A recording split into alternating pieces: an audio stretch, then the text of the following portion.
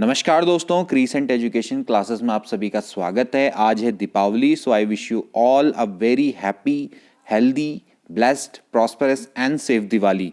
दोस्तों, जैसा कि आप जानते हैं, हमारे द्वारा उत्तराखंड के लिए एक विशेष सीरीज चलाई गई है, लोअर पीसीएस और वन क्षेत्राधिकारी एग्जाम। ये हमारे टारगेट हैं। अभी बाकी एग्जाम की डेट घोषित नहीं हुए, लेकिन ये उनके लिए भी इम्पॉर्टेंट है। उत्तराखंड से बहुत से प्रश्न आते हैं। हमने बिल्कुल शुरू से ये सीरीज स्टार्ट करी है। अगर आपने बिल्कुल भी उत्तराखंड अभी तक नहीं पढ़ी है तो आप हमारे साथ शुरू कर सकते हैं। दोस्तों, पिछली वीडियो में हमने उत्तराखंड शासन प्रशासन में संसदात्मक व्यवस्था के प्रथम अंग के बारे में डिस्कस किया था। कार्यपालिका के बारे में हमने डिस्कस किया था। उसमें हमने राज्यपाल, मुख्यमंत्री, मंत्रिपरिषद, इसके अलावा महाधिवक्ता, इन सभी के बारे में डिस्कस किया था।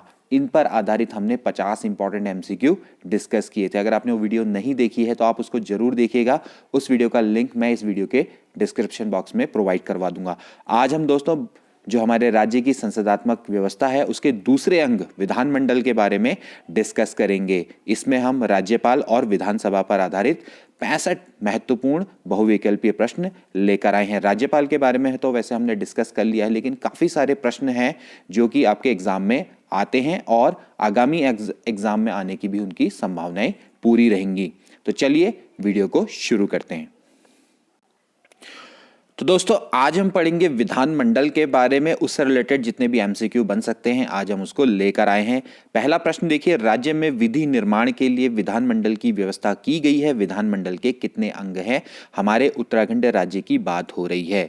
कितने हैं? 3 हैं, 2 हैं, 4 हैं, 5 है। वीडियो का टाइटल आपने देख लिया होगा। 2 अंग हैं, क्योंकि यहां पर दोस्तों एक सदनात्मक व्यवस्था है। एक सदनात्मक, पहले आप ये याद करिएगा कि उत्तराखंड में एक सदनात्मक व्यवस्था है। जैसे कि अन्य राज्य हैं, कुछ ऐसे राज्य हैं भारत में, 6 ऐसे राज्य हैं जहां पर द्विसदनात्मक व्यवस्था है। यानी कि देखिए, हमारे विधानमंडल के 3 पार्ट होते हैं। ठीक है, राज्यपाल पहला, ठीक है, दूसरा होता है विधान सभा, ठीक है, और तीसरा होता है विधान परिषद। ठीक, अब विधान जो परिषद है दोस्तों वो सभी राज्यों में नहीं होती है। उत्तराखंड में भी विधान परिषद नहीं है। हालांकि जब उत्तराखंड उत्तर प्रदेश में था तो तब यहां पर विधान परिषद हुआ करती थी। यहां पर विधान परिषद की 9 सीटें थी इस क्षेत्र में और विधानसभा की 22 सीटें हुआ करती थी। ठीक है, इसके बारे में हम आगे जाकर डिस्कस करेंगे। तो विधान परिषद विधानमंडल का ही अंग है। ध्यान रखना कि विधानमंडल के 3 अंग होते हैं, लेकिन यहां पर उत्तराखंड राज्य में विधानमंडल के 2 ही अंग हैं। पहला है राज्यपाल, दूसरा है विधानसभा। इसके अलावा देखिए, प्रश्न ये भी आ सकता है कि विधान परिषद किन राज्यों में है भारत के? तो भारत के 6 राज्यों में अभी विधान परिषद की व्यवस्था है। मैं आपको बता देता हूं नाम कौन कौन से हैं। पहला आता है आंध्र प्रदेश, यहां पर विधान परिषद है। इसके अलावा बिहार में, आप चाहे तो मेरे संग नोट डाउन भी कर सकते हैं, कोई दिक्कत नहीं है। कर्नाटक, इसके अलावा महाराष्ट्र, तेलंगाना और उत्तर प्रदेश। ठीक है, यहां दोस्तों विधान परिषद है। ठीक है, यहां पर विधानमंडल के द्विसदनात्मक व्यवस्था है, तो आप इसको समझ सकते हैं। ठीक है, इसके अलावा अभी हाल में ही असम और उड़ीसा को भी भारत की संसद ने स्वयं का विधान परिषद बनाने की स्वीकृति दे दी है। तो उसके बाद हो सकता है कि 8 जो राज्य होंगे वहां पर विधान परिषद भी होगी। अगला प्रश्न देखिए, विधानमंडल में सबसे ऊपर किसका स्थान है? सबसे ऊपर किसका स्थान है? बहुत इजी है अब आपके लिए इसको बताना। इसमें सबसे ऊपर स्थान है राज्यपाल का। राज्यपाल के बाद आती है विधानसभा और विधानसभा के बाद आती है विधान परिषद, अगर वो राज्य में हो तो। जैसे कि मैंने आपको बता दिया, 6 राज्यों में केवल अभी विधान परिषद है, बाकी सभी जगह क्या है? राज्यपाल और विधानसभा। ठीक है, तो विधानमंडल में सबसे ऊपर का स्थान राज्यपाल का होता है। दोस्तों, कोई भी अगर आपने लॉ का निर्माण करना है, किसी भी लॉ को अपने फोर्स में लाना है, तो राज्यपाल के हस्ताक्षर के बिना में कोई भी कानून प्रवर्तन में नहीं आ सकता है। ठीक है, राज्यसभा विधानसभा के अधिवेशन को आहूत करता है, उसका सत्रावसान करता है, उसका विघटन भी वो कर सकता है। ठीक है, वो बजट रखना है, चाहे आपका विधेयकों को राष्ट्रपति के पास भेजने के लिए आरक्षित करना, ठीक है, और अध्यादेश भी वो जारी कर सकता है। ये सभी दोस्तों राज्यपाल के विधायी कार्य होते हैं, ये आपको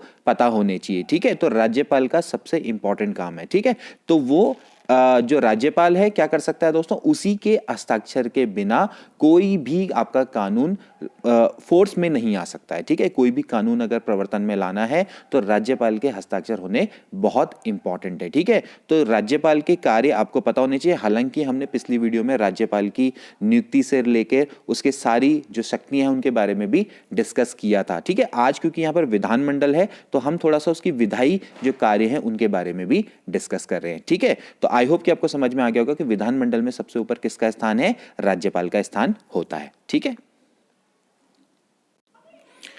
अगला प्रश्न देखिए, विधानसभा के अधिवेशन को आहूत करना, सत्रावसान करना तथा विघटन करना किसका कार्य है। तो मैंने जैसे कि आपको बताया कि विधानसभा के अधिवेशन को आहूत करना, उसका सत्रावसान करना, उसका विघटन करना दोस्तों ये राज्यपाल के विधायी कार्य में आता है। ठीक है, मैंने आपको पहले ही बताया सदन के शुरू होने पे वो भाषण देता है, बजट रखवाता है, इसके अलावा विधेयकों को राष्ट्रपति के पास भेजने के लिए वो आरक्षित करता है, और अगर सदन में कोई सत्र ना हो तो विशेष परिस्थितियों में वो अध्यादेश भी जारी कर सकता है। तो ये सभी राज्यपाल के विधायी कार्य होते हैं, ये सभी आपको पता होने चाहिए। ठीक है, अगला प्रश्न देखिए, उत्तराखंड विधानसभा का गठन संविधान के किस अनुच्छेद के तहत होता है। यानी कि विधानसभा का गठन संविधान के किस अनुच्छेद के तहत होता है, चाहे उत्तराखंड की हो चाहे देश के किसी भी राज्य की विधानसभा का गठन है, वो दोस्तों अनुच्छेद 170 के तहत पे होता है। ठीक है, हमारे जो राज्य के जैसे उत्तराखंड राज्य के वयस्क मतदाता द्वारा जो चुने गए सदस्य हैं वो ही विधानसभा का गठन करते हैं। वयस्क मतदाता समझ रहे हैं, यानी कि जिनकी एज 18 वर्ष या फिर इससे ऊपर हो। ठीक है, विधानसभा सदस्यों का चुनाव जो हमारे विधानसभा क्षेत्र के वयस्क मतदाता हैं वो डायरेक्ट मेथड से करते हैं, यानी कि प्रत्यक्ष रीति से हम क्या करते हैं, मतदान करते हैं 18 वर्ष या उससे ऊपर के, और फिर जो वो सदस्य चुनकर आते हैं, यानी कि जो विधानसभा के जो सदस्य जो चुनकर आते हैं वही दोस्तों क्या बनाते हैं, विधानसभा बनाते हैं। ठीक है, यहां पर इस अनुच्छेद में ये व्यवस्था भी की गई है दोस्तों कि किसी भी राज्य की विधानसभा में मैक्सिमम 500 सीट हो सकती हैं। ठीक है, और मिनिमम कितनी सीट हो सकती हैं, 60। यानी कि किसी भी राज्य की विधानसभा में ज्यादा से ज्यादा 500 सदस्य चुने जा सकते हैं, और कम से कम कितने होने चाहिए, 60 तो होने चाहिए। जैसे हमारे उत्तराखंड में कितने हैं, 70 हैं। ठीक है, इसमें एक जोड़ दो एंग्लो इंडियन का तो कितनी हो जाएंगी, टोटल 71। एक को तो क्या किया जाता है, नामित किया जाता है। ठीक है, जो कि किसका होता है, एंग्लो इंडियन समुदाय का होता है। अगला प्रश्न देखिए, किसी भी राज्य की विधानसभा में अधिक से अधिक कितने सदस्य हो सकते हैं। जैसे कि मैंने आपको बताया, किसी भी राज्य की विधानसभा में अधिक से अधिक 500 सदस्य हो सकते हैं। ठीक है, मैक्सिमम लिमिट है 500 सदस्य की, अनुच्छेद 170 में यह व्यवस्था की गई है। किसी भी राज्य की विधानसभा में न्यूनतम कितने सदस्य हो सकते हैं, तो कितने सदस्य हो सकते हैं, 60 सदस्य हो सकते हैं। अगला प्रश्न देखिए, विधानसभा की सदस्यता के लिए निर्धारित योग्यताएं संविधान के किस अनुच्छेद में वर्णित हैं। किस अनुच्छेद में विधानसभा की सदस्यता की योग्यता के बारे में वर्णन किया गया है, आपको ये बताना है। इसका राइट आंसर है 173। देखिए, विधानसभा की सदस्यता के लिए निर्धारित योग्यताएं क्या क्या हैं, जैसे कि वो भारत का नागरिक होना चाहिए, उसकी एज 25 वर्ष होनी चाहिए। ठीक है, और वो भारत सरकार या किसी राज्य सरकार के अधीन किसी लाभ के पद पर कार्यरत ना हो, यानी कि सरकारी नौकरी में ना हो। ठीक है, इसके अलावा संसद के द्वारा बनाई गई किसी भी लॉ के अधीन वो राज्य विधानसभा का सदस्य चुने जाने के अयोग्य ना हो। ठीक है, इस तरह की जो शर्तें हैं वो किस अनुच्छेद में दी गई हैं ये आपको बताना है। तो विधानसभा की सदस्यता के लिए ये जो निर्धारित योग्यताएं हैं ये 173 अनुच्छेद में दी गई हैं। ध्यान रहे, विधानसभा की सदस्यता के योग्यता किसके समतुल्य होती है दोस्तों, जो कि लोकसभा की सदस्यता। यानी कि अगर आप विधायक बनना चाहते हो या फिर आप सांसद बनना चाहते हो, विधानसभा में जाना चाहते हो या फिर लोकसभा में जाना चाहते हो, योग्यताएं वही होती हैं। ठीक है, तो ये आपको क्लियर हो जाना चाहिए। ठीक है, जब विधानसभा के सदस्य चुने जाते हैं फिर उसके बाद वो क्या करते हैं, शपथ ग्रहण करते हैं, पद अपना ग्रहण करते हैं, तो उनको राज्यपाल शपथ करवाता है। ठीक है, मैंने आपको पिछली वीडियो में बताया था कि जो तीसरी अनुसूची है संविधान की, तो उसके अनुसार उनको शपथ ग्रहण करवाई जाती है। ठीक है, अगला प्रश्न देखिए, विधानसभा का कार्यकाल कितने वर्ष का होता है। ठीक है, विधानसभा का कार्यकाल कितने वर्ष का होता है, तो इसका राइट आंसर है 5 वर्ष का दोस्तों जनरली होता है। ठीक है, लेकिन होता क्या है कि अगर राष्ट्रीय आपातकाल आ गया ठीक है। तो उस स्थिति में विधानसभा की अवधि को 1 वर्ष के लिए बढ़ाया जा सकता है, ठीक है। 1 वर्ष के लिए आप बढ़ा सकते हैं अगर राष्ट्रीय आपात अगर लग जाए, ठीक है। लेकिन अगर ये जो अवधि है, अगर माना राष्ट्रीय आपात खत्म हो गया तो उसके बाद 6 महीने से अधिक तक ये जारी नहीं रह सकती। मतलब कि अगर आपका आपातकाल का समाप्त हो गया तो उसके बाद 6 महीने से अधिक समय तक इसको जारी नहीं रखा जा सकता है, ठीक है। इसके अलावा जो विधानसभा का विघटन भी राज्यपाल के द्वारा किया जा सकता है। जैसे कि मैंने अभी आपको बताया था कि जो राज्यपाल है वो क्या करता है कि भाई विधानसभा के अधिवेशन को आहूत करता है, सत्रावसान करता है और राज्यसभा का विघटन भी कर सकता है। यानी कि विधानसभा का विघटन उसके 5 साल से पूर्व भी किया जा सकता है। जैसे कि माना मंत्रिपरिषद है वो सलाह दे दे तो राज्यपाल क्या कर देगा, इसका विघटन भी कर सकता है, ठीक है। अगर राज्य में राष्ट्रपति शासन लागू हो जाए उस स्थिति में भी क्या कर दिया जाएगा, विधानसभा का विघटन कर दिया जाएगा, ठीक है। जैसे कि हरीश रावत के टाइम पे हुआ था ना, तो उस समय पर क्या हुआ था कि भाई 46 दिन के लिए क्या लग गया था, यहाँ पर राष्ट्रपति शासन लग गया था, ठीक है। 27 मार्च से लेकर 11 मई 2016 तक राज्य में 46 दिन का राष्ट्रपति शासन रहा था उस समय पे, ठीक है। तो उस समय पे हरीश रावत मुख्यमंत्री थे तो क्या हुआ था, राष्ट्रपति शासन लग गया था। यानी उस समय पे प्रणब मुखर्जी थे, उन्होंने जो उत्तराखंड राज्य का शासन है वो अपने हाथों में ले लिया था, ठीक है।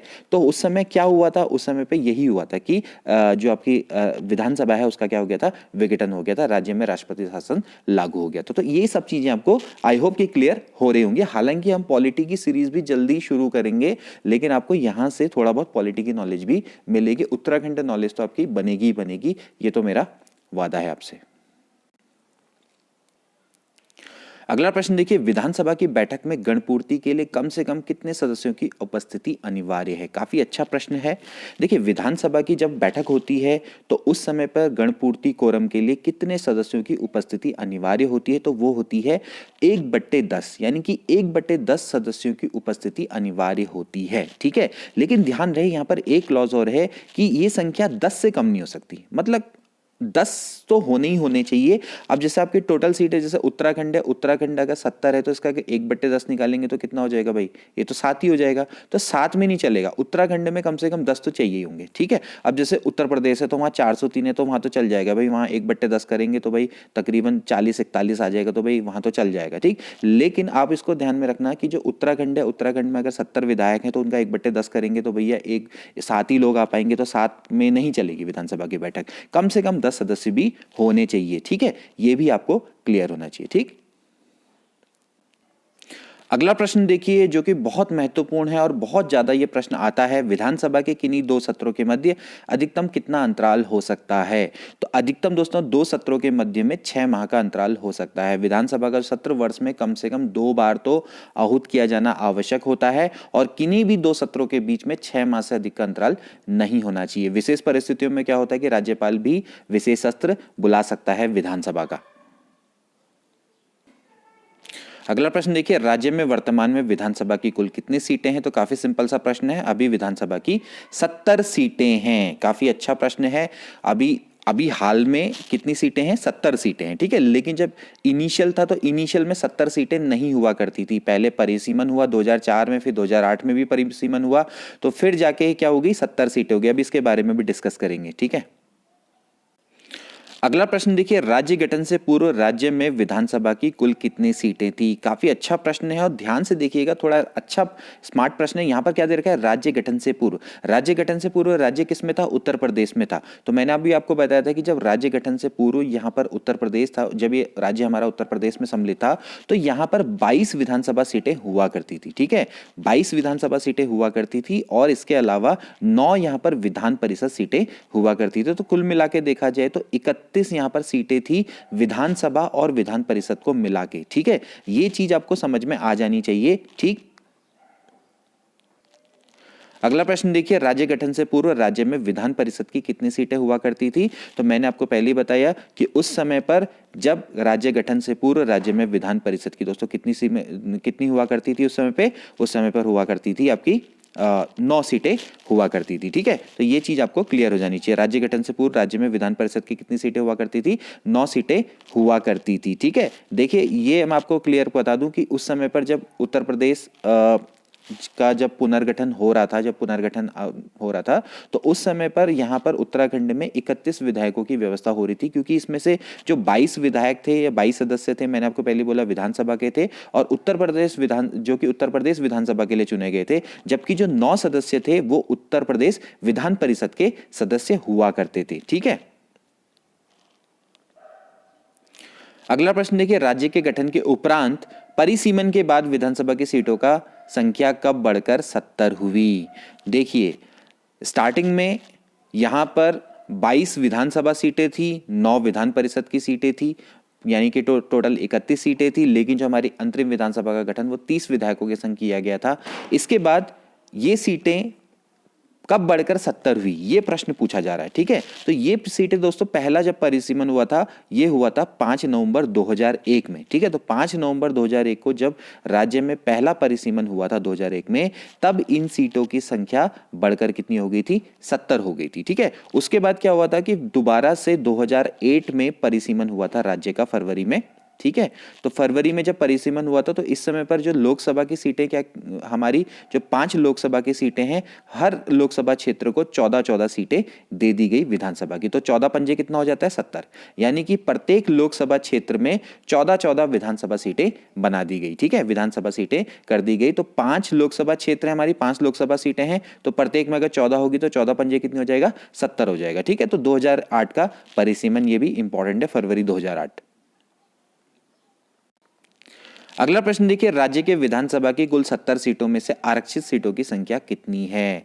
हमारी देखिए दोस्तों टोटल सीटें हैं 17, इनमें आरक्षित सीटों की संख्या है 15। आरक्षित का मतलब यह है कि एससी और एसटी के लिए। ठीक है, एससी एंड एसटी के लिए। एससी के लिए दोस्तों 13 सीटें आरक्षित है, जबकि एसटी के लिए 2 सीटें आरक्षित है, तो कुल मिला के कितनी हो गई?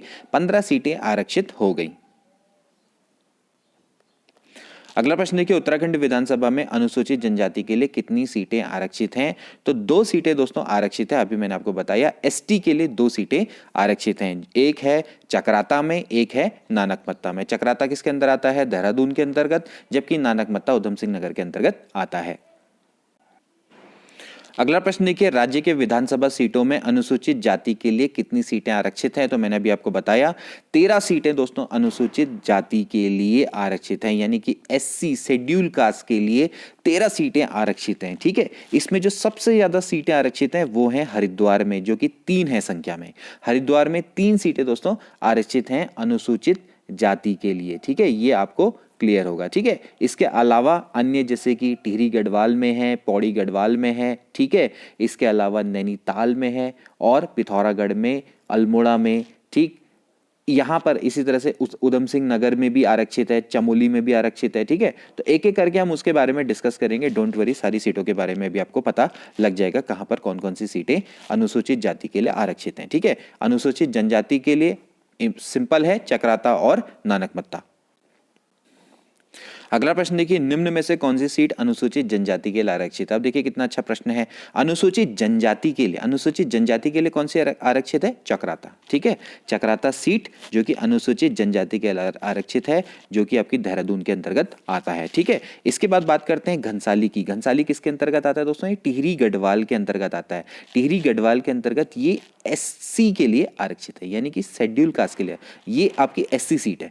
इसके अलावा पौड़ी तो पौड़ी गढ़वाल के अंतर्गत आता है, ये भी दोस्तों क्या है? एक एससी सीट है। ठीक है, जो कि शेड्यूल कास्ट के लिए रिजर्व है। इसके बाद बात करते हैं सोमेश्वर की, तो सोमेश्वर आता है दोस्तों अल्मोड़ा के अंतर्गत, और जो सोमेश्वर है दोस्तों ये भी शेड्यूल कास्ट के लिए आरक्षित है। तो ये प्रश्न इस तरह से बनाया गया है कि 3 सीटें आपकी क्या है? शेड्यूल कास्ट के लिए है, जबकि चक्राता वाली शेड्यूल ट्राइब के लिए। और प्रश्न में पूछा गया है अनुसूचित जनजाति के लिए कौन सी आरक्षित है। अगला प्रश्न देखिए, निम्न में से किस जिले में सर्वाधिक विधानसभा सीटें अवस्थित हैं? तो इसका राइट आंसर है दोस्तों हरिद्वार। हरिद्वार में ही सबसे ज्यादा विधान सभा क्षेत्र व्यवस्थित हैं, यानी कि विधानसभा सीटें वहां पर हैं। हरिद्वार में 11 विधानसभा क्षेत्र या विधानसभा सीटें अवस्थित हैं। ठीक है, इसके बाद नंबर आता है देहरादून का, जहां पर है 10।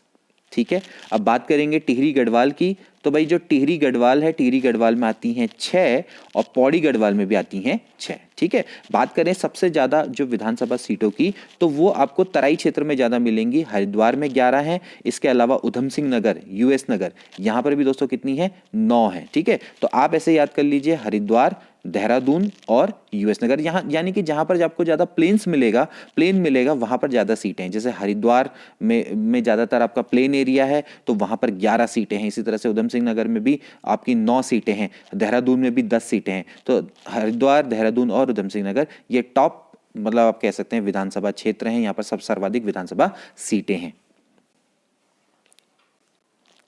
अगला प्रश्न है कि सबसे कम विधानसभा सीट वाले जिले कौन कौन से हैं? चंपावत, बागेश्वर, रुद्रप्रयाग, ये तीनों के तीनों सबसे कम विधानसभा सीटों वाले जिले हैं। इन सभी में 2-2 सीट हैं, ठीक है। चंपावत में 2 हैं, बागेश्वर में 2 हैं, रुद्रप्रयाग में भी 2 हैं। चंपावत में जैसे चंपावत और लोहाघाट वाली सीट है। इसके अलावा जैसे बागेश्वर है, यहाँ पर कपकोट और बागेश्वर वाली क्या है, एससी सीट है यानी कि रिजर्व सीट है, ठीक है। इसके अलावा रुद्रप्रयाग में रुद्रप्रयाग और केदारनाथ, ठीक।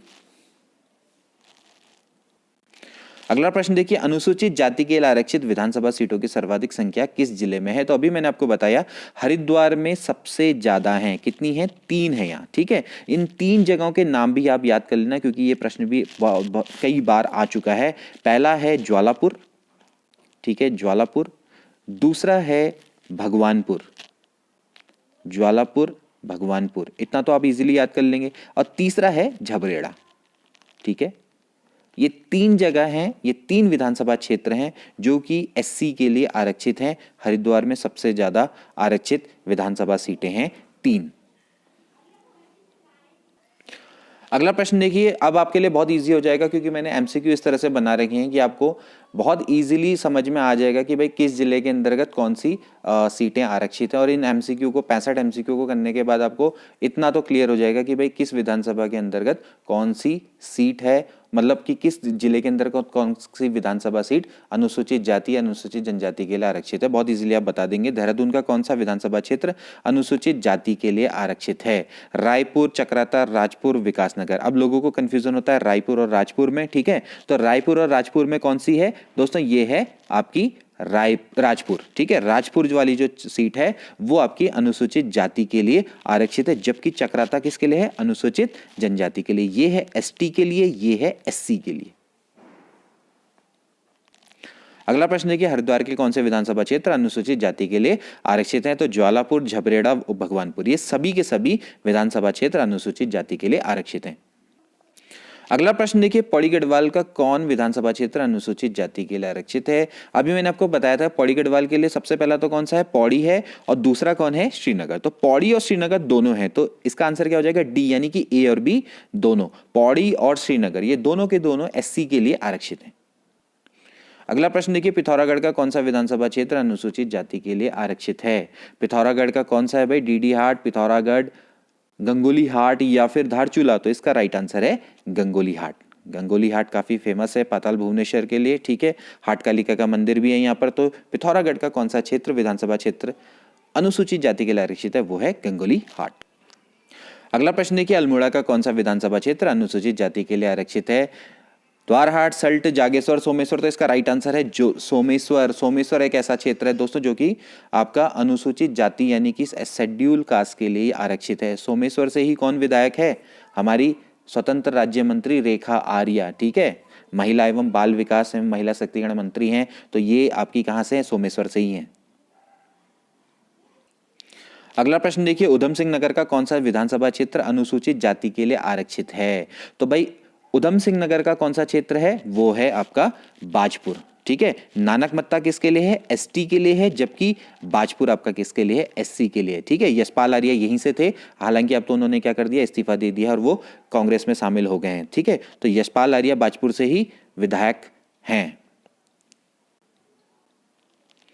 अगला प्रश्न देखिए, चमोली का कौन सा विधानसभा क्षेत्र अनुसूचित जाति के लिए आरक्षित है? चमोली का बद्रीनाथ, कर्णप्रयाग, थराली या फिर उपरोक्त में से कोई नहीं। तो चमोली में 3 विधानसभा क्षेत्र हैं, तीनों के तीनों यहाँ पर लिखे हुए हैं, बद्रीनाथ, कर्णप्रयाग, और इसमें एससी वाला है वो है थराली, ठीक है। थराली वाला जो क्षेत्र है वो विधानसभा क्षेत्र अनुसूचित जाति के लिए आरक्षित है। अगला प्रश्न देखिए, नैनीताल का कौन से विधानसभा सीट अनुसूचित जाति के लिए आरक्षित है? तो लाल कुआं, हल्द्वानी, कालाढूंगी, नैनीताल। तो कौन सी वाली आरक्षित है? आप में से कई लोग हो सकता है नैनीताल के होंगे, तो कौन सी वाली है भाई? अनुसूचित जाति के लिए नैनीताल सीट ही विधानसभा सीट जो कि अनुसूचित जाति के लिए आरक्षित है, ठीक है। कालाढूंगी से कौन विधायक है? मैंने आपको बताया भी था, कौन है? कालाढूंगी से वंशीधर भगत, ठीक है, हमारे आवास मंत्री, शहरी विकास मंत्री। देखिए कल मैंने आपको जो वीडियो बताई थी, मैंने आपको साथ में मुख्यमंत्रियों के बारे में भी बताया था, मंत्रिपरिषद के बारे में बताया था और उनका मैंने विधानसभा क्षेत्र भी बताया था। तो इस वीडियो में तो मैं उस चीज़ को नहीं बताऊंगा बार बार, क्योंकि फिर वो रिपीटेशन हो जाता है। तो आप पुरानी वीडियोज़ को देख सकते हैं, उसमें मैंने हर मंत्री के जो हमारे मंत्रिपरिषद में है उसका मैंने विधानसभा क्षेत्र भी बताया है। ठीक है, अब देखिए अगला प्रश्न। ये प्रश्न ऐसा बनाया गया है कि आपके सामने जिला है और आपको बताना है कि जिले की एससी सीट कहां पर है। ठीक है, विधानसभा क्षेत्र की एससी सीट कौन सी है। तो देखिए सबसे पहले आता है बागेश्वर। भाई बागेश्वर की एससी सीट बागेश्वर ही है। ठीक है, बागेश्वर की जो एससी सीट है वो बागेश्वर ही है। बागेश्वर में 2 सीटें हैं, एक तो है कपकोट, एक है बागेश्वर, और जो बागेश्वर वाली सीट है वो एससी के लिए फिक्स्ड है। ठीक है, इसके बाद आता है उत्तरकाशी। उत्तरकाशी में दोस्तों है पुरोला। ठीक, उत्तरकाशी में जो एससी सीट है वो पुरोला, मतलब यहां से आपको पता भी लग जाएगा कि भैया कौन सी सीट है। और वैसे ये क्वेश्चन इजी है, लेकिन आपको साथ साथ में शेड्यूल जो कास्ट है उसके लिए सीट भी पता लग जाएगी। ठीक है, उत्तरकाशी में वैसे देखा जाए तो केवल 3 सीटें हैं, एक है गंगोत्री, यमुनोत्री और पुरोला। जो पुरोला है वो फिक्स्ड है, मतलब कि वो रिजर्व है एससी के लिए। ठीक है, इसके बाद बात करते हैं हरिद्वार। हरिद्वार की कौन सी है, भगवानपुर। हरिद्वार में तो 3 है, भगवानपुर, ज्वालापुर और झबरेड़ा। ठीक है, और टिहरी गढ़वाल की जैसे मैंने बताया घनसाली है। ठीक, तो इस तरह से आप इसका मिलान कर सकते हैं। इसका मैंने आंसर नहीं दिया है, आप खुद ही यहां पर से अपना आंसर खुद निकाल लेना। ठीक है, इसके बाद अगला प्रश्न देखिए, उत्तराखंड की अंतरिम विधानसभा का गठन कितने विधायकों से किया गया था। अब ये बहुत अच्छा प्रश्न आ गया है जो कि मैं डिस्कस करना चाह रहा था हालांकि पहले वाले प्रश्न में, चलो लेकिन मुझे मौका मिल गया अब इसको डिस्कस करने का। ठीक है, तो देखिए उत्तराखंड की अंतरिम विधानसभा का गठन किया गया था 30 विधायकों के संग। ठीक है, अब देखिए फिर से शुरू करते हैं। जैसे कि मैंने आपको बताया कि भाई उत्तराखंड जब उत्तर प्रदेश में था तो 1996 में क्या हुआ था, चुनाव हुए थे उत्तर प्रदेश में। ठीक है, तो 22 सीटें विधानसभा की वो थी इस क्षेत्र में। ठीक है, और 9 सीटें थी विधान परिषद की, मतलब कि उत्तर प्रदेश विधान परिषद से 9 सीटें, यानी कि उत्तर प्रदेश विधान परिषद के 9 सदस्य थे इस क्षेत्र में और 22 विधानसभा सीटें थी। ठीक है, तो टोटल मिला के तो क्या होना चाहिए, 31 होना चाहिए, लेकिन 30 कहां से आ गया। इसमें हुआ क्या था कि जो एक विधान परिषद का जो सीट के व्यक्ति थे उनका कार्यकाल हो गया था खत्म। ठीक है, तो जब उनका 9 सदस्य थे उसमें से एक सदस्य का कार्यकाल खत्म हो गया था, तो उसके बाद जो सीटें रह गई वो कितनी रहेगी, 8 रहेगी। तो 22 + 8 कितना हो गया, 30 हो गया। ठीक है, तो विधान परिषद के सदस्यों की संख्या कितनी रह गई थी, घटकर 8 रह गई थी। तो अंतरिम विधानसभा का गठन 30 विधायकों के साथ किया गया था। ठीक है, तो ये चीज आपको क्लियर हो जाना चाहिए। देखिए मैंने आपको पहले ही बता रहा हूं, 31 विधायकों की व्यवस्था की गई थी जब उत्तर प्रदेश पुनर्गठन विधेयक बना था 2000 में। ठीक है, तो अंतरिम विधानसभा के लिए उस समय पर 31 विधेयकों की व्यवस्था थी, क्योंकि यहाँ पर ऑलरेडी 22 विधानसभा के सदस्य थे और 9 विधान परिषद के सदस्य थे, लेकिन एक का कार्यकाल हो गया था खत्म। और फिर उसके बाद 22 + 8 यानी कि 30 सदस्यों के संग या 30 विधायकों के संग विधानसभा का गठन यहां पर हुआ था। तो इसका आंसर क्या होना चाहिए, बी वाला करेक्ट होना चाहिए। कई लोग इसमें गलती कर देते हैं और 31 कर देते हैं। ठीक है, तो यहां पर आपको क्लियर हो गया होगा। अगला प्रश्न देखिए, किसके नेतृत्व में 9 नवंबर 2000 को अंतरिम सरकार का गठन हुआ था।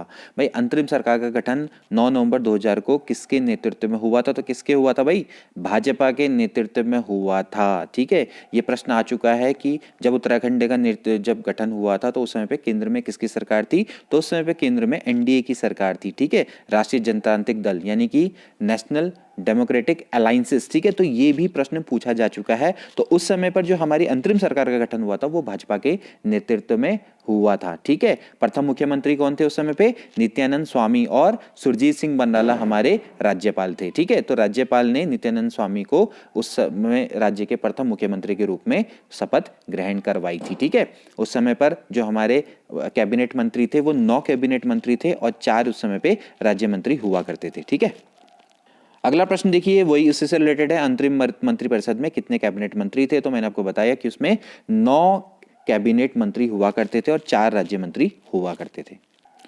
अगला प्रश्न देखिए, अंतरिम मंत्रिपरिषद में कुल कितने राज्य मंत्री थे, तो कितने थे, 4 राज्य मंत्री थे उस समय पर। अगला प्रश्न देखिए, अंतरिम विधानसभा के कुल 30 विधायकों में भाजपा के कितने विधायक थे। अंतरिम विधानसभा जब बनी थी तो कुल उस समय पे कितने थे, 30 विधायक थे। तो उस समय पे भाजपा के कितने विधायक थे, तो उस समय पे भाजपा के दोस्तों 23 विधायक हुआ करते थे। ठीक है, मैं आपको बता देता हूं, 23 थे बीजेपी के, ठीक है, और 3 थे उस समय पे समाजवादी पार्टी के, एसपी के। ठीक है, और 2 थे बीएसपी के और 2 थे कांग्रेस के। ठीक है, ये था गणित।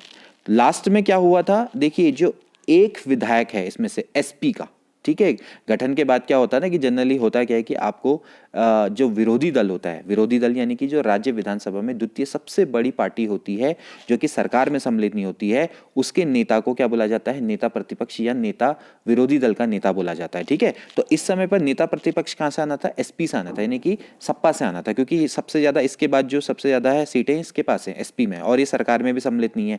तो इसका जो नेता प्रतिपक्ष होगा उसको बिल्कुल कैबिनेट मंत्री के समान सुविधाएं प्रदान की जाती हैं, ठीक है, पृथक कार्यालय मिलता है, वेतन मिलता है, भत्ता मिलता है, ठीक है, आवास मिलता है, सारी निःशुल्क सुविधाएं की जाती हैं। लेकिन हुआ क्या था उस समय पर, जो इनके सपा के एक विधायक थे उनका नाम था मुन्ना सिंह चौहान, इन्होंने पार्टी छोड़ दी, ठीक है। और इन्होंने जब पार्टी छोड़ी तो उसके बाद इन्होंने क्या किया कि एक उत्तराखंड जनवादी पार्टी का गठन कर लिया, ठीक है। तो उस समय पर जो सपा जो विधायक थे उनकी संख्या घट के कितनी रह गई थी, 2 रह गई थी, ठीक है। तो इसलिए जब अंतरिम विधानसभा बनी तो उस समय पर अब देखिए यहां से एक बंदा चला गया तो 2-2-2 यानी कि आपके टोटल कितने रह गए आपके, यानी कि आपके टोटल यानी कि जो आपके नेता यानी कि जो आपकी विरोधी पार्टी है उसमें तीनों बराबर हो गए। अब नेता प्रतिपक्ष किसको बनाया जाए, तो इसलिए जब अंतरिम विधानसभा बनी थी तो कोई भी प्रतिपक्ष का नेता नहीं बन पाया था, ठीक है, ये आपको क्लियर हो जाना चाहिए, ठीक। तो उस समय पर कितनी थी, जैसे कि मैंने आपको बताया 3 आपके एसपी के थे, 2 बीएसपी के थे, 2 आपके कांग्रेस के थे। तो 23 और 3 कितना हो गया, 26, 27, 28, 29, 30। लेकिन इनमें से भी एक एसपी का क्या हुआ कि जो मुन्ना सिंह चौहान थे विधायक, उसने क्या कर दिया, पार्टी को छोड़ दिया, समाजवादी पार्टी को छोड़ दिया और उत्तराखंड जनवादी पार्टी का गठन कर लिया था। तो इसलिए जो अब ये जो तीनों में 2-2-2 रह गए तो भाई अब कोई भी नेता प्रतिपक्ष नहीं बन पाया था, ठीक है। तो ये चीज आपको क्लियर होनी चाहिए। अगला प्रश्न देखिए, उत्तराखंड जनवादी पार्टी का गठन किसने किया था, तो मैंने आपको बताया मुन्ना सिंह चौहान थे। इन्होंने एक जब एसपी से थे ये और सपा यानी समाजवादी पार्टी से थे, तो सपा के विधायक थे, इन्होंने क्या कर दिया, पार्टी को छोड़ दिया और उत्तराखंड जनवादी पार्टी का गठन कर लिया, जिससे कि भाई एसपी, बीएसपी और कांग्रेस उनमें 2-2-2-2 यानी कि सब में बराबर हो गए विधायक, और फिर इसलिए विपक्ष में तीनों दलों के बराबर होने के कारण कोई भी प्रतिपक्ष का नेता नहीं बन पाया था अंतरिम विधानसभा में। अब देखिए अगला प्रश्न, संविधान के किस अनुच्छेद के अनुसार विधानसभा के सदस्य अपने सदस्यों में से एक अध्यक्ष एवं एक उपाध्यक्ष चुनते हैं। तो भाई अब देखिए आपकी विधानसभा का गठन तो हो गया, ठीक है, अंतरिम विधानसभा का गठन हो या कोई भी विधानसभा का गठन हो। अब क्या होता है कि संविधान के किस अनुच्छेद के अनुसार, मैं आपको बताता हूं, संविधान का अनुच्छेद 178। अब संविधान के अनुच्छेद 178 के अनुसार विधानसभा के सदस्य अपने सदस्यों में से ही एक अध्यक्ष चुनते हैं और एक उपाध्यक्ष को चुना जाता है, ठीक है। देखिए जो विधानसभा अध्यक्ष होता है काफी इंपॉर्टेंट है, इसका बिल्कुल वही रूप मान लीजिए जो कि लोकसभा अध्यक्ष का होता है, ठीक है। विधानसभा का अध्यक्ष का वही कार्य होता है जो कि बिल्कुल लोकसभा के अध्यक्ष के समान होता है, ठीक है। अब इसका जो सामान्यतः कार्यकाल होता है विधानसभा का वो 5 वर्ष के लिए इसको निर्वाचित किया जाता है, लेकिन वो चाहे तो इससे पहले भी अपना इस्तीफा उपाध्यक्ष को दे सकता है। यह भी काफी अच्छा प्रश्न है कि जो विधानसभा अध्यक्ष है वो अपना इस्तीफा किसको देता है, उपाध्यक्ष को देता है, ठीक है। ध्यान रहे कि अगर विधानसभा भंग भी हो जाए तो भी जो विधानसभा का अध्यक्ष है वो अपने पद पे बने रहता है। ये काफी इंपॉर्टेंट प्रश्न है। जैसे कि विधानसभा का विघटन हो भी जाए लेकिन फिर भी विधानसभा का अध्यक्ष अपने पद पे बना रहता है। कब तक, जब तक कि जो दूसरी विधानसभा है वो अपना प्रथम अधिवेशन ना कर ले, यानी कि उसके प्रथम अधिवेशन होने तक वो अपने पद पे बना रहता है। विधानसभा का अध्यक्ष अपनी विधानसभा भंग होने के बाद भी अपने पद पर तब तक बना रहता है जब तक कि अगली नई निर्वाचित विधानसभा का प्रथम अधिवेशन ना हो जाए। तो ये भी एक बहुत इंपॉर्टेंट फैक्ट है और ये सारे के सारे जो फैक्ट्स हैं वो लोकसभा अध्यक्ष के समान हैं। अगला प्रश्न देखिए, विधानसभा अध्यक्ष अपना इस्तीफा देकर किसको देकर पद छोड़ सकता है। तो मैंने भी आपको बताया विधानसभा उपाध्यक्ष को ये अपना इस्तीफा देकर अपने पद को छोड़ सकता है। विधानसभा अध्यक्ष कितने वर्षों के लिए निर्वाचित किया जाता है, तो दोस्तों वो 5 वर्ष के लिए निर्वाचित किया जाता है। इससे पहले वो चाहे तो इस्तीफा दे सकता है। अब दोस्तों बात आती है विधानसभा अध्यक्ष को किस तरीके से आप हटा सकते हैं। विधानसभा अध्यक्ष के विरुद्ध प्रस्ताव पेश करने से पूर्व अध्यक्ष को कितने दिन पूर्व सूचना देना अनिवार्य है, ठीक है। तो कितने दिन पूर्व सूचना आप देंगे कि अगर आप विधानसभा अध्यक्ष के विरुद्ध कोई प्रस्ताव लाना चाह रहे हैं तो उसके लिए आपको 14 दिन पूर्व सूचना देनी पड़ेगी। देखिए मैंने आपको बताया विधानसभा का अध्यक्ष का जो कार्यकाल होता है वो 5 वर्ष का होता है, ठीक है, और वो उपाध्यक्ष को अपना इस्तीफा देकर पद छोड़ सकता है, ठीक है। लेकिन अगर ये जो विधानसभा अध्यक्ष है ये विधानसभा का सदस्य नहीं है तो भी इसको अपने विधानसभा अध्यक्ष के पद को त्यागना पड़ता है, ठीक है। इसके अलावा देखिए जो विधानसभा के जो सदस्य हैं वो भी एक बहुमत के द्वारा अध्यक्ष को हटा सकते हैं, ठीक है। लेकिन अगर ऐसा प्रस्ताव अगर आप लेकर आ रहे हो तो उससे पूर्व आपको विधानसभा अध्यक्ष को सूचना देनी पड़ती है। ये सूचना देना अनिवार्य है और कितने दिन पूर्व देनी पड़ती है? 14 दिन पूर्व सूचना देनी पड़ती है कि जो विधानसभा के सदस्य हैं इन्होंने ये निर्णय लिया है बहुमत से कि भैया आप विधानसभा अध्यक्ष बनने लायक नहीं है और आपको हटाया जाएगा, अबदस्त आपको अपने पद से किया जाएगा, ठीक है।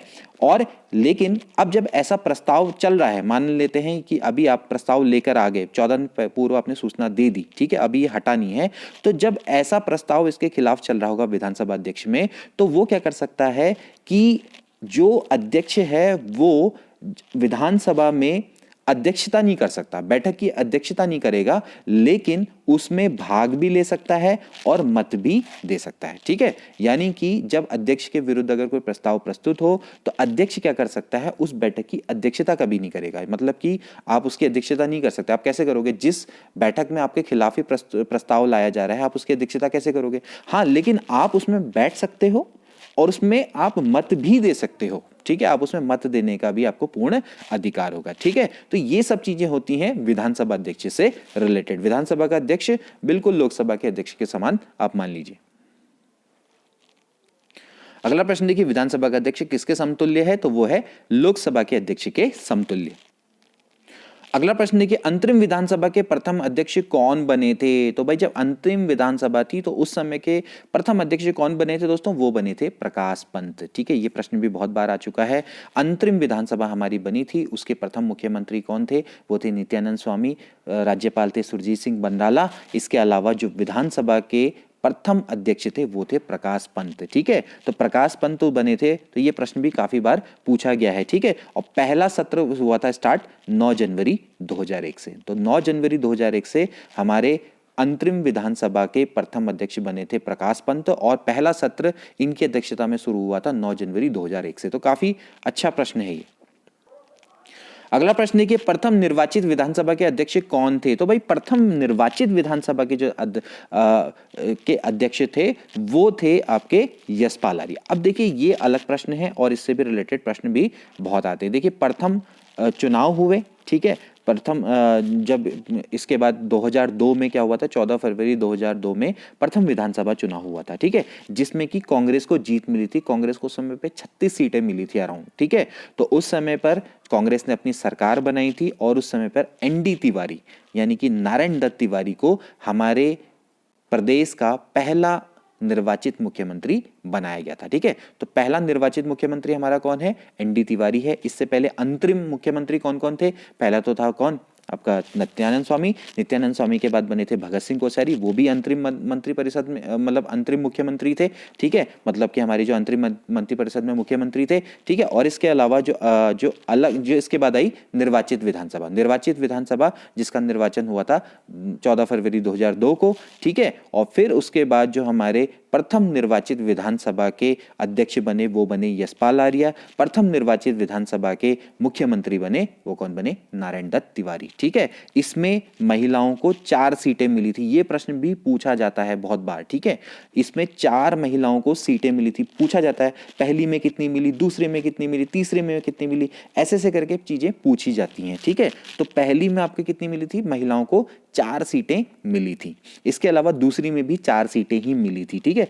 तीसरी में जो थी 5 मिली थी और जो चौथी है इसमें 5 मिली। तो ऐसे करके याद करना, 4 4 5 5, ठीक है। पहली विधानसभा में महिलाओं को 4 सीटें मिली, विधानसभा सीटें।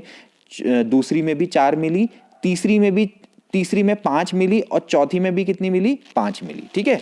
जो अभी चल रही है चौथी, हमारी जो चौथी निर्वाचित विधानसभा है वो अभी चल रही है ना इस समय पे, ठीक। इसका कार्यकाल अभी खत्म हो जाएगा 2022 में। तो ये आपको इस तरह से क्लियर हो जाना चाहिए चीजें, ठीक। अगला प्रश्न है कि उत्तराखंड विधानसभा के वर्तमान अध्यक्ष कौन है। तो भाई कौन है हमारे अभी वर्तमान अध्यक्ष, आपको पता होना चाहिए। हमारी चतुर्थ विधानसभा चल रही है और उसके अध्यक्ष हैं प्रेमचंद्र अग्रवाल। जबकि रघुनाथ सिंह चौहान की बात करें तो वह अभी हमारे विधानसभा के उपाध्यक्ष हैं।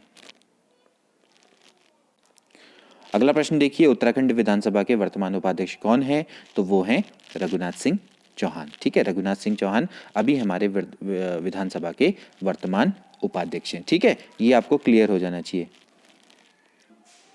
देखिए दोस्तों, विधानसभा अध्यक्ष को याद करना बहुत इजी है, आप इसको बहुत इजीली से याद कर सकते हैं। सबसे पहले मैं आपको थोड़ा सा लिस्ट बता देता हूं, हालांकि मैं थोड़ा जल्दी जल्दी में बता रहा हूं क्योंकि कई सारे प्रश्न बताने होते हैं, लेकिन फिर भी चलिए कोई बात नहीं। उत्तराखंड विधानसभा के जो प्रथम अध्यक्ष थे वो कौन थे, प्रकाश पंत। ठीक है, याद रखना प्रकाश पंत कौन थे, अंतरिम विधानसभा के प्रथम थे। ठीक है, फिर बात आएगी निर्वाचित की, तो निर्वाचित के कौन थे, यशपाल आर्या। तो यहाँ पर लिखा हुआ है तो मैं लिख नहीं रहा हूँ, यशपाल आर्या थे। ठीक है, यशपाल आर्या कौन थे, प्रथम हमारी निर्वाचित विधानसभा के अध्यक्ष थे। ठीक है, इसके बाद आएगी द्वितीय के, तो द्वितीय के थे, यहाँ पर उनका नाम नहीं लिखा है, वो है हरवंश कपूर।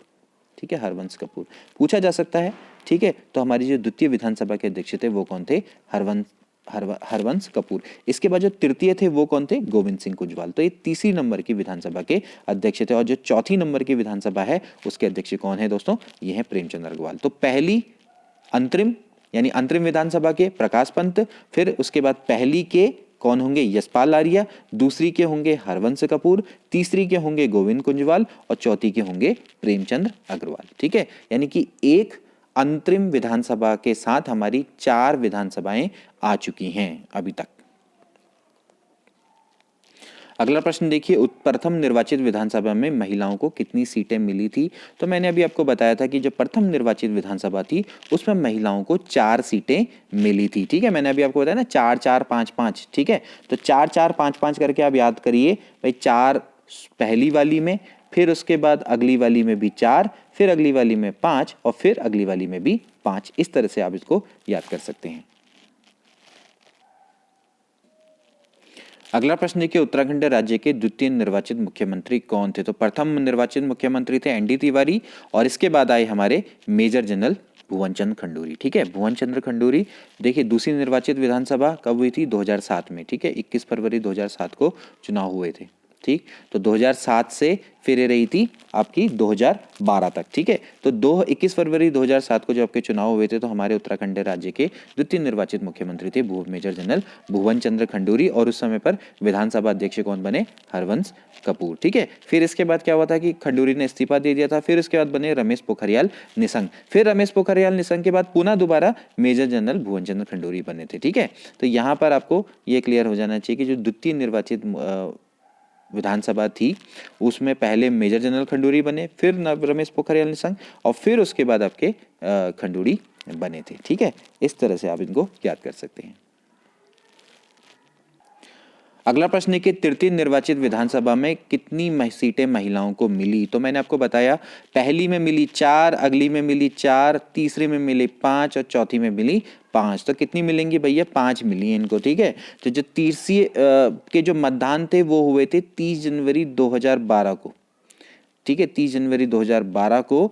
और इसके अलावा देखिए इसमें बीजेपी को 31 सीटें मिली थी, कांग्रेस को 32 सीटें मिली थी, लेकिन कांग्रेस ने अपनी सरकार इस समय बनाई थी तो गोविंद सिंह कुंजवाल को विधानसभा अध्यक्ष बनाया गया था। ठीक है, और विजय बहुगुणा को मुख्यमंत्री बनाया गया था। ठीक है, तो विधानसभा अध्यक्ष बने थे गोविंद सिंह कुंजवाल और विजय बहुगुणा उस समय पे मुख्यमंत्री बने थे। ठीक है, उसके बाद फिर विजय बहुगुणा ने इस्तीफा दे दिया, फिर हरीश रावत बने। ठीक, फिर हरीश रावत के दौरान क्या लग गया वहां पर, राष्ट्रपति शासन लग गया। फिर राष्ट्रपति शासन में 46 दिन तक राष्ट्रपति शासन ही लगा रहा। ठीक है, और ये डेट है 27 मार्च से 11 मई 2016 की डेट है, तो 46 दिन तक राष्ट्रपति शासन लगा रहा। फिर उसके बाद दोबारा से इन्होंने अपना बहुमत दिखाया और फिर उसके बाद 2016 में रावत फिर से मुख्यमंत्री बने 12 मई को। तो इस तरह से चला है तृतीय विधानसभा का कार्यकाल। अगला प्रश्न देखिए, राज्य में कितने दिन तक राष्ट्रपति शासन रहा था। तो कितने दिन तक रहा था, 46 दिन तक राष्ट्रपति शासन रहा था। उस समय पर राष्ट्रपति थे प्रणब मुखर्जी। अगला प्रश्न देखिए, राज्य में कब से कब तक राष्ट्रपति शासन रहा था। तो मैंने आपको बताया 27 मार्च से 11 मई 2016 तक हमारे उत्तराखंड राज्य में राष्ट्रपति शासन रहा था। अनुच्छेद 356 के तहत आता है। ठीक, अगला प्रश्न देखिए, काफी अच्छा है। उत्तराखंड में नामित एंग्लो इंडियन विधायक कौन है?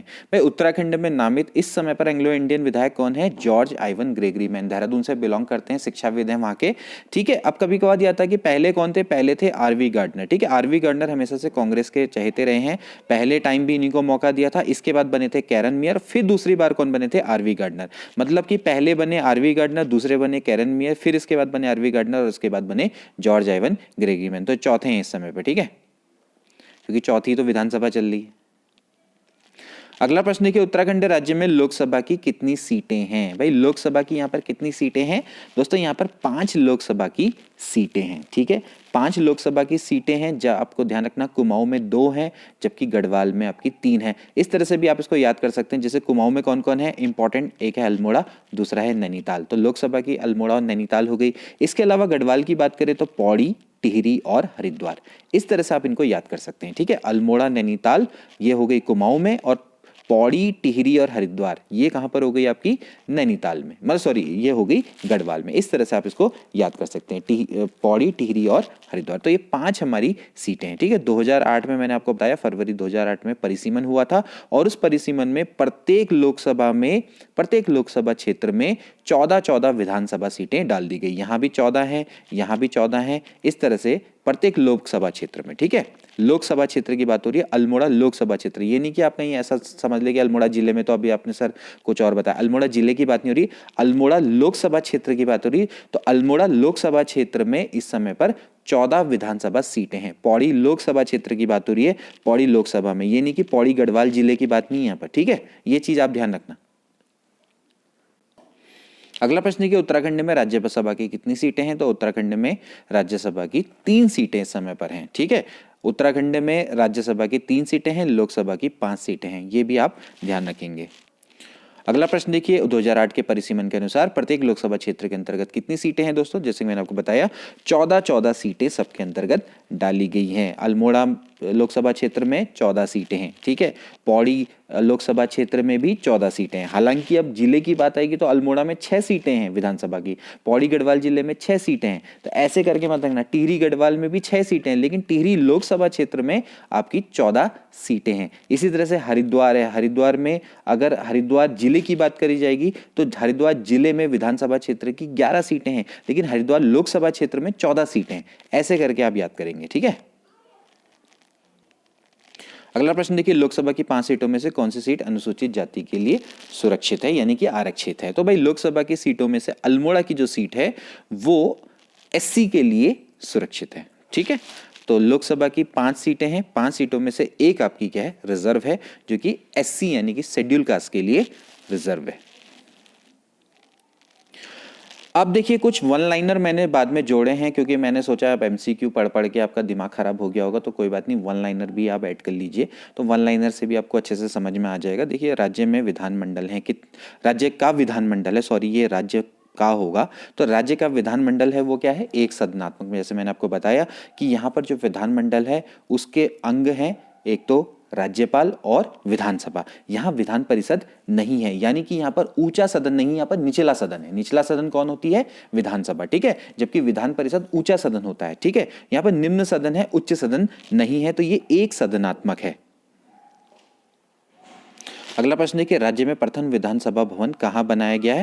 दोस्तों वो कहाँ बनाया गया है? देहरादून में बनाया गया। जो हमारा पहला विधानसभा परिसर है वो देहरादून में अवस्थित है। जबकि बात करेंगे द्वितीय विधानसभा परिसर की या द्वितीय विधानसभा परिसर की, वो है हमारा वीरचंद सिंह गढ़वाली विधानसभा परिसर, भराड़ीसैंण गैरसैंण चमोली के अंतर्गत आता है। तो यहाँ ध्यान रखना, जो हमारा द्वितीय विधानसभा परिसर है वो आपका वीरचंद सिंह गढ़वाली विधानसभा परिसर भराड़ीसैंण गैरसैंण में। इससे पहले क्या था कि भाई गैरसैंण में कोई विधानसभा भवन तो था नहीं, तो वहां पर क्या होता था कि जैसे स्कूल कॉलेज में ही आपका विधानसभा सत्र चलाया जाता था। ठीक है, लेकिन अब ये परिसर बन चुका है, तो जो हमारा द्वितीय विधानसभा परिसर है वो कहाँ बनाया गया है? वो बनाया गया है गैरसैंण, मतलब भराड़ीसैंण में, उसका नाम है वीरचंद सिंह गढ़वाली विधानसभा परिसर भराड़ीसैंण गैरसैंण चमोली। ठीक है, इसके बाद अगला प्रश्न देखिए, प्रथम विधानसभा सत्र देहरादून में कब लागू हुआ था? तो अभी मैंने आपको बताया था 9 नवंबर 2001 को। उस समय पर कौन थे? प्रकाश पंत। तो प्रकाश पंत ने इसकी अध्यक्षता की थी। ठीक है, तो अंतरिम जो सरकार थी उसके प्रथम अध्यक्ष थे, प्रथम विधानसभा अध्यक्ष थे प्रकाश पंत। ठीक है, इसके बाद अगला देखिए, प्रथम विधानसभा का सत्र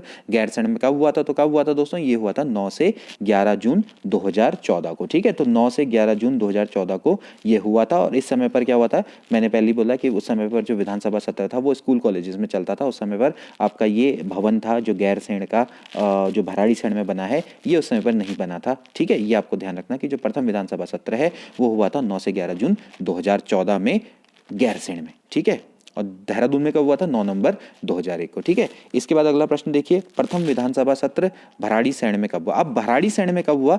भराड़ीसैंण में हुआ 17 से 18 नवंबर 2017। ठीक है, तो भाई 2017 में इसका ये हुआ था। ठीक है, तो प्रथम जो विधानसभा सत्र है वो भराड़ीसैंण में हुआ था 17 से 18 नवंबर 2017। ठीक है, यहाँ तक आपको कोई भी दिक्कत नहीं आनी चाहिए। ठीक है, तो ये चीज़ क्योंकि ये 9 से 11 जून 2014 इसलिए जोड़ा गया है क्योंकि उस समय पर भराड़ीसैंण वाला जो विधानसभा परिसर है वो नहीं बना था, तो ये स्कूल कॉलेजेस में हुआ करता था। ठीक है, इसके बाद अगला देखिए, क्षेत्रफल की दृष्टि से सबसे छोटा लेकिन मतदाताओं की दृष्टि से सबसे बड़ी लोकसभा सीट कौन सी है? तो देखिए, क्षेत्रफल की दृष्टि से सबसे छोटा लेकिन मतदाताओं की दृष्टि से सबसे बड़ी लोकसभा सीट है हरिद्वार। ठीक है, हरिद्वार में क्या है कि आपकी क्षेत्रफल की दृष्टि से तो काफ़ी छोटा है लेकिन वहाँ पर पॉपुलेशन बहुत ज़्यादा है। ठीक है, तो पॉपुलेशन के कारण से वहाँ पर मतदाताओं की संख्या बहुत ज़्यादा है, तो इसलिए सबसे बड़ी लोकसभा सीट अपने आप में क्या बन जाती है? हरिद्वार बन जाती है। ठीक है, तो ये चीज़ आपको क्लियर हो गई होगी। ठीक,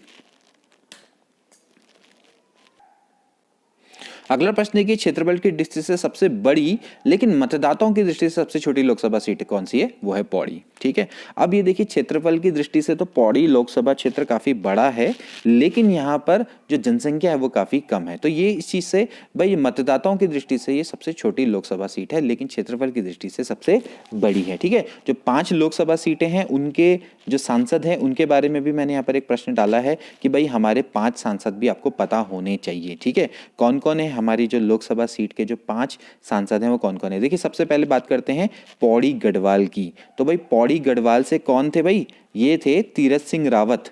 इससे पहले जो हमारे मुख्यमंत्री थे तीरथ सिंह रावत हमारे पौड़ी गढ़वाल लोकसभा क्षेत्र से सांसद हैं। ठीक है, लोकसभा के सदस्य हैं।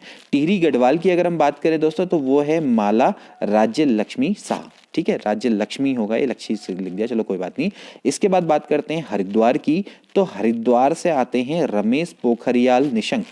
ठीक है, हरिद्वार से कौन आते हैं? रमेश पोखरियाल निशंक, ये जीते हैं यहाँ से। ठीक है, हमारे वर्तमान शिक्षा मंत्री। ठीक है, और बात करते हैं अल्मोड़ा की। तो अल्मोड़ा से हैं अजय टम्टा और नैनीताल से हैं अजय भट्ट। ठीक हो गया, एक बार इसको मिटाता हूं, फिर से आप अपने आप देख लीजिए, अपने आप को ट्राई कर लीजिए। पौड़ी गढ़वाल से कौन है? तीरथ सिंह रावत। टिहरी गढ़वाल से हैं माला राज्य लक्ष्मी शाह। ठीक है, हरिद्वार से हैं रमेश पोखरियाल निशंक और अल्मोड़ा से हैं अजय टम्टा और नैनीताल से हैं अजय भट्ट। ठीक है, अगला देखिए, उत्तराखंड के राज्यसभा के सदस्य कौन कौन हैं? 3 हमारे राज्यसभा सदस्य हैं, जैसे कि मैंने बोला राज्यसभा सीटें यहाँ पर 3 हैं। तो प्रदीप टम्टा, अनिल बलूनी और श्री नरेश बंसल, ये हमारे अभी राज्यसभा के सदस्य हैं। इससे पहले राज बब्बर थे जो कि 25 नवंबर 2020 तक थे, उसके बाद नरेश बंसल बने हैं। ठीक, तो प्रदीप टम्टा, अनिल बलूनी और नरेश बंसल। तो ये थे दोस्तों 65 प्रश्न। आई होप कि आपको अच्छे लगे होंगे और आपको आने वाले एग्जाम में काफ़ी हेल्प करेंगे और ये वीडियो आपको नॉलेजेबल लगी होगी। जरूर इसको शेयर कर देना, लाइक कर देना अगर काम पसंद आए तो। मिलते हैं अगली वीडियो में। Good bye, happy Diwali, safe Diwali. बहुत खुशियाँ ये दिवाली आपके जीवन में भरे, आपके जीवन में जो भी अंधकार है उसको दूर करें। So I wish you all a very happy, healthy, blessed, prosperous and safe Diwali. Goodbye.